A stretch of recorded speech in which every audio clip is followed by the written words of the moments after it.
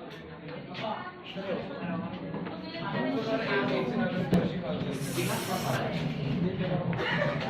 good morning everybody. So today we are going to discuss about position paper.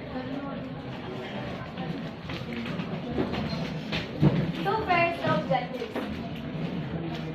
Identify the features of an effective position paper. To identify the purpose of position paper, define the context for a position paper, analyze the feature of the position paper, use transitions to connect ideas, and to write an effective position paper. So, what is a position paper? Position paper is a type of academic writing that presents one stand or viewpoint on a particular issue. To take part in a larger debate by standing your arguments and propose course of action. A position paper, also known as a point of view paper. It is a type of academic writing that presents your claims or position on an issue. It is also a formal, usually detailed written statement. Position paper is subtle statement about one side of an arguable opinion about an issue which is grounded on facts and evidences.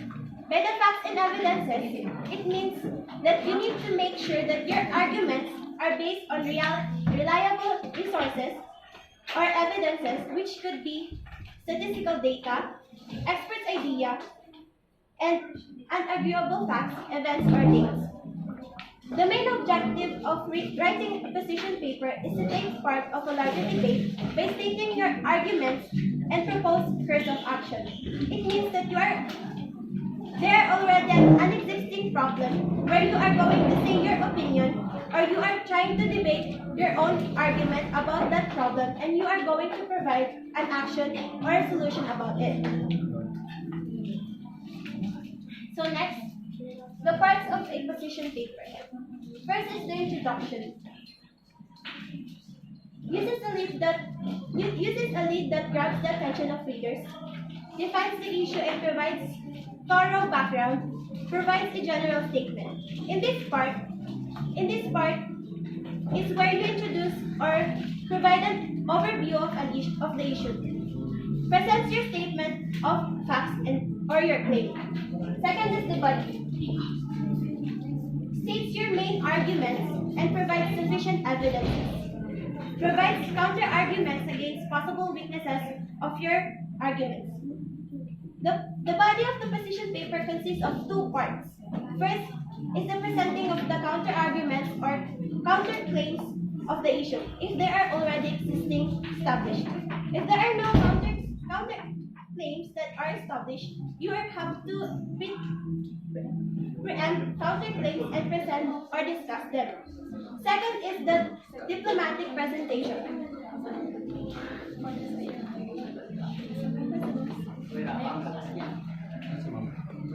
Second is the diplomatic presentation of your claims or position in the issue.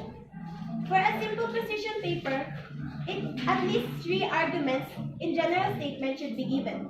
Each claim and evidences have to be supported with evidences. And lastly, the conclusion. You state your position and main arguments, suggest a course of action, explains why your position is better than any other position, and ends with a powerful closing statement. This is the summary of the evaluation of the ideas that have been made on the issue. This is where you have to present a recap of the introduction and the body. Then offer possible solutions or concrete measures. So when you're going to choose an issue, when you're writing a position paper, the issue should be debatable. Why? The issue should be debatable because you cannot take any position if the topic is not debatable. It would be one-sided, or it would be pointless to argue about something if it is not debatable. Number 2, the issue should be current and relevant. The issue should be current and relevant because if you are working on, for example, if you are working as a teacher, and then you're going to argue about something about the government, then your position or argument would be different from your position and the topic about the issue. The issue should be written in a question form and answerable by yes or no. It is self-explanatory. The issue should be specific and manageable. Because if it is not specific, the topic or discussion may go off course or may go away from the topic. I know. Ma'am. If it's just basically a yes or no question, then it would just be so simple, answering yes or no. Now we have to provide for the arguments. Why is it just a yes or no question when we need arguments there? Why just basically yes or no? Ma'am, can you repeat the question? Why is the question only yes or no? Remember, yes or no is limited, correct guys? Now, that position paper already has to have, it's like you have so many evidences, so many arguments, but you're saying there it's just a yes or no question. Why yes or no only? It's not a why question, not a how question. Ma'am, Why yes or no lang? Yes, Mr. Santiago. Santiago. Ma'am. Bakit yes or Ma'am. no lang? Ano lang? Kumakain ka ba? Bakit? Nag-iisip mo. Anong tanong mo? Yes or no lang. Eh, a position paper has to have counter arguments and arguments itself. Anong hindi pa dapat open-ended yung questions? Dapat hindi yes or no. Bakit nga? Ma'am, because Yes,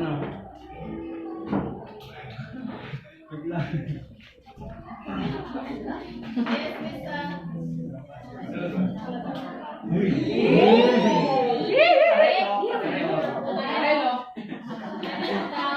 I think it's okay for the issue to be answered.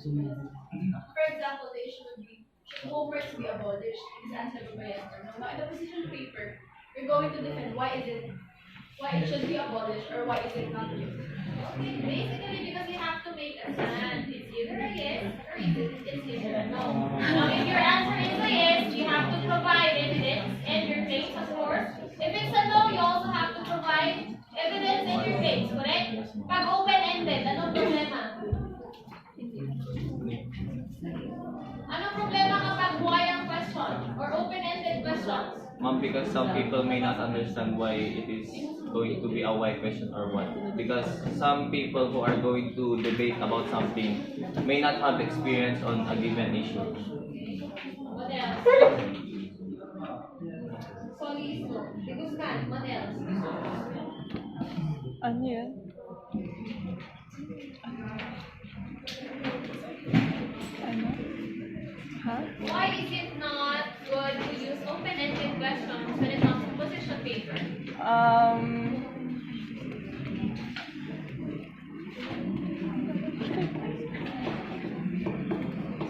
What happens if it's open-ended? Ma'am, minsan hindi nila sasagutan yun. What else, Miss Andaya? What happens if it's open-ended? Mom, if it's open-ended statement, parang some people may not read it. Why? What is there in an open-ended question? Mom, maybe it's too long or it's too specific for them. Too specific? Too general, no. Okay, fine. Thank you. Actually, if it's open-ended, you can no longer have a specific stand or a specific topic, and it will be branching out to several other topics or subtopics. Continue, please. The guidelines in writing a position paper. First, you have to begin the writing with an in-depth research about the issue at heart. So, on writing a position paper, you should have an idea about your topic Because if you're not going to research about your topic or the given issue, how are you going to write a position paper, or how are you going to elaborate yourself from writing all the important points on the subject? Then, number 2, beware of the various positions about the issue and explain and analyze them objectively. We should be aware of the various positions of the issue and explain it, because if you are going to write a position paper, how are you going to write something if you're not going to be aware on the things that you're going to write? Because some writers may not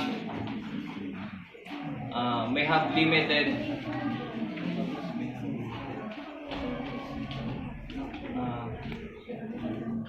hindi nila alam yung sinusulat.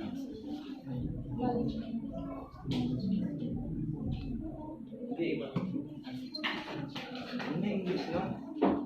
Kung pwede Tagalog. Kasi kapag hindi ka aware sa sinusulat mo, or hindi mo ini-explain ng maayos or ina-analyze ng maayos, paano maiintindihan ng mga readers mo yung issue na isusulat mo, di ba? Tapos, kung hindi mo naman in-explain, syempre hindi nila magagets. Tapos, minsan kapag hindi mo rin in-analyze yung sinulat mo or yung sinulat mo, pwedeng magkaroon ng mga errors dun sa sinulat mo. Tapos, reflect on your position and identify its weaknesses. Katulad nga sa may number 2, kailangan mo i-identify yung weaknesses mo. Kasi kung puro ka strengths, paano mo naman isusulat paano kung yung ibang tao na-identify nila that yung may weakness yung issue na inano mo? For example,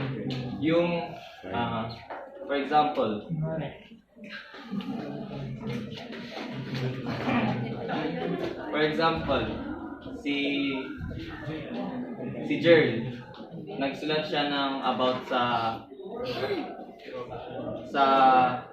CR, about sa restrooms. Problems natin about sa CR, di ba? So, yung strength doon is kailangan natin ng bagong facilities sa restrooms.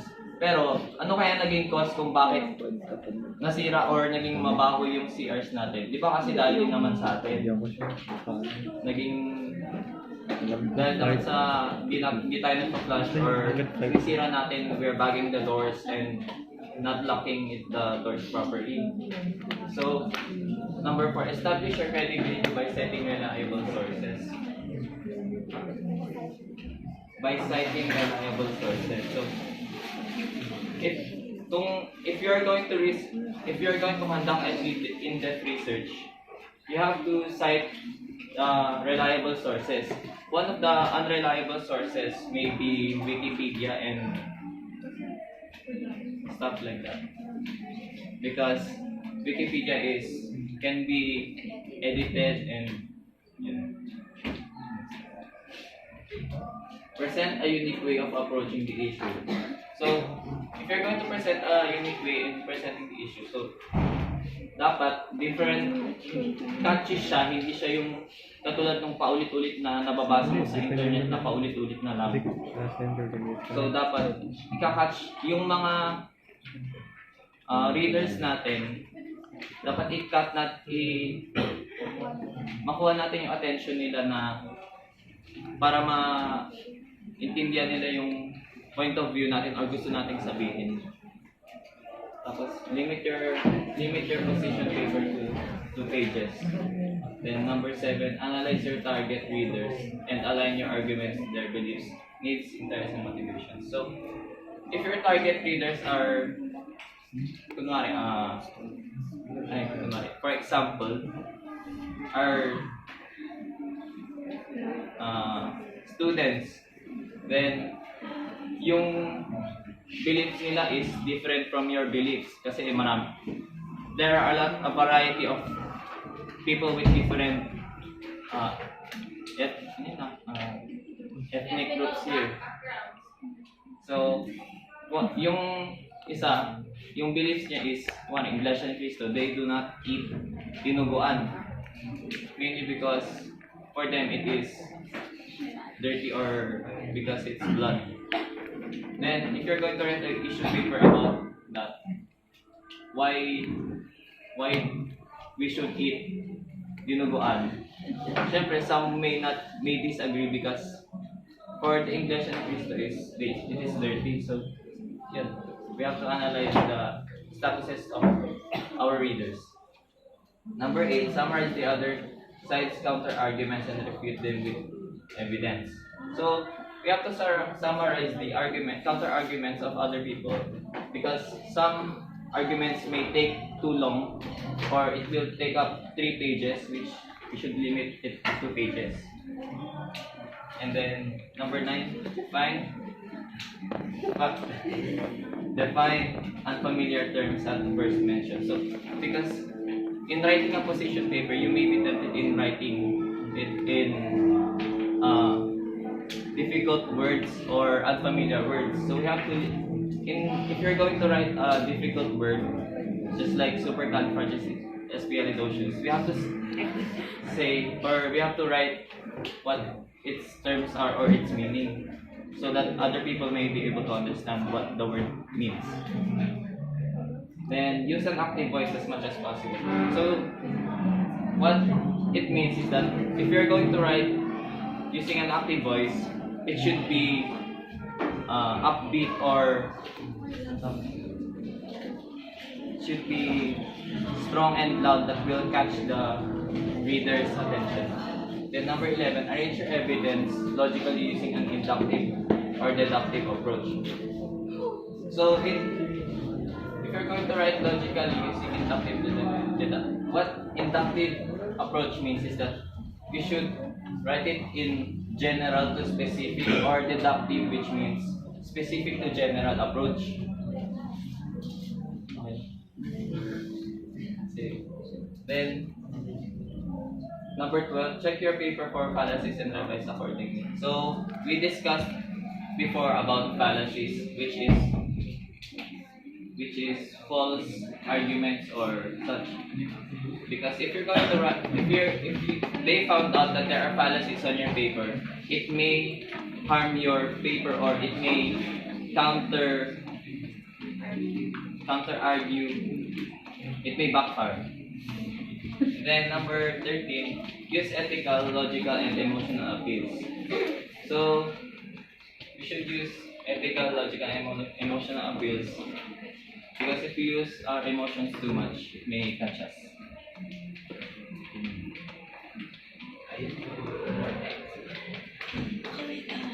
So you must decide on a genuine and interesting issue. You should do some research on the topic, look for evidences, list the positive and negative sides of the topic, establish your statement of facts, develop your thesis statements, and outline your argument. So, Why must we do those things? ma'am, so that our position paper would be strong and it would be properly written. It would be a good position paper to it would be a good foundation for your argument. Tyrone, if you would be selecting a topic right now, a current topic, a debatable issue, what would it be? Ma'am, anything po? Yes, position paper. What would you like to write about? If it's a position paper, I would require of you. Ma'am, a good debatable issue would be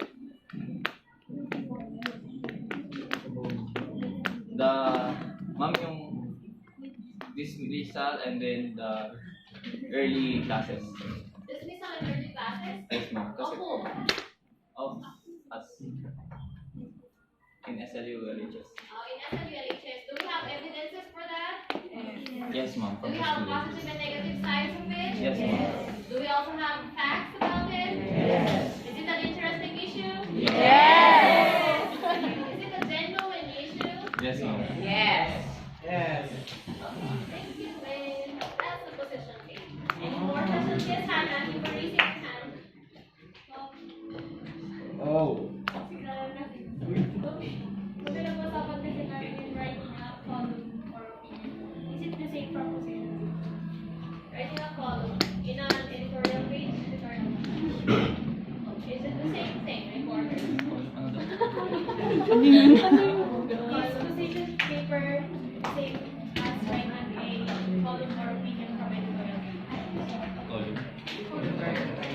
C-O-N-U-M. The opinions of the writers in the paper.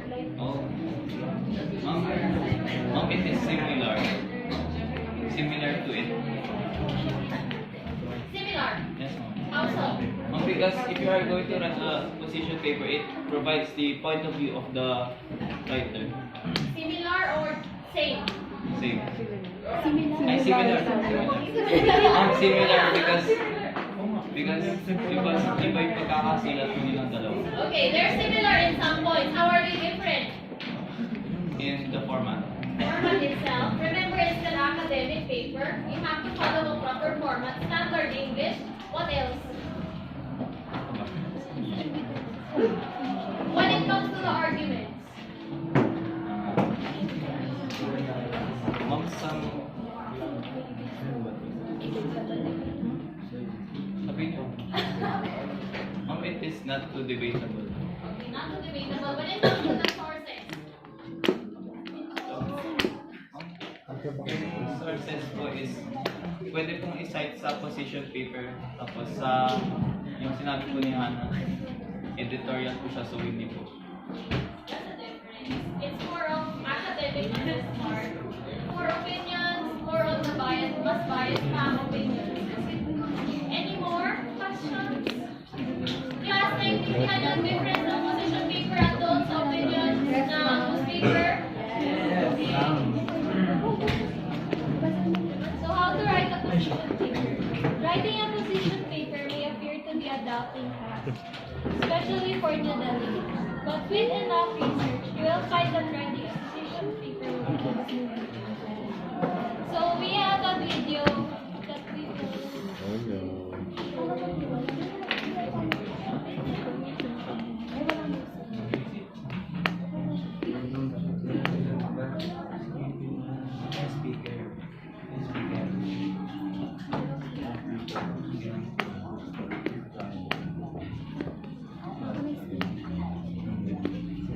Ano may dala? Ano may dala?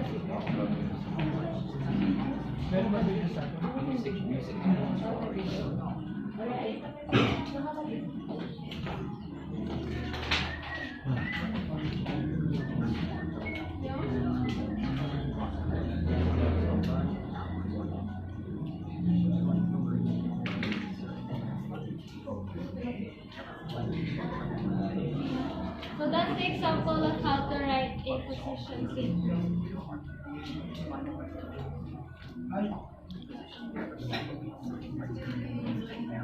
Kasal ka ba? Bilis ah. May pompon na. Ganito. Ha?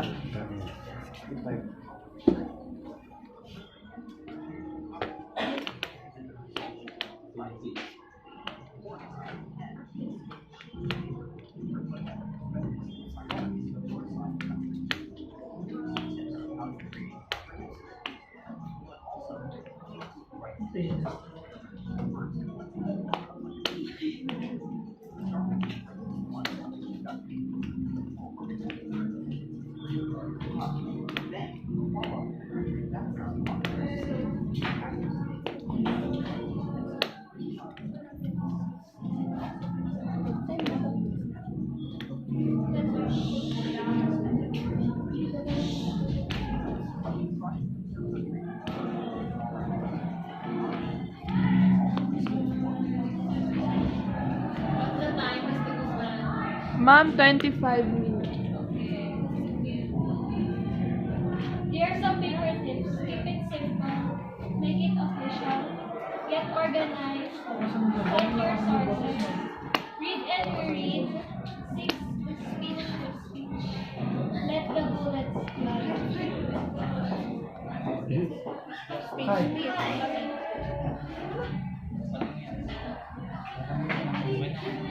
Actually, to give you the So this is an example of exposition paper.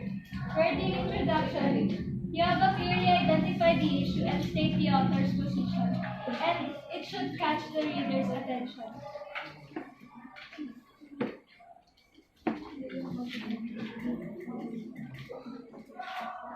So for the counter argument, ito po yung argument na pinagdidebatahan.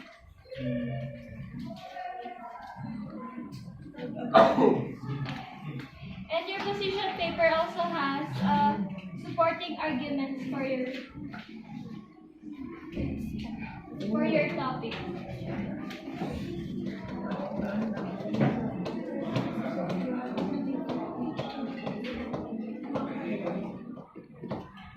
There's also a second argument because your topic should be controversial and it has at least 2 to 3 potential arguments.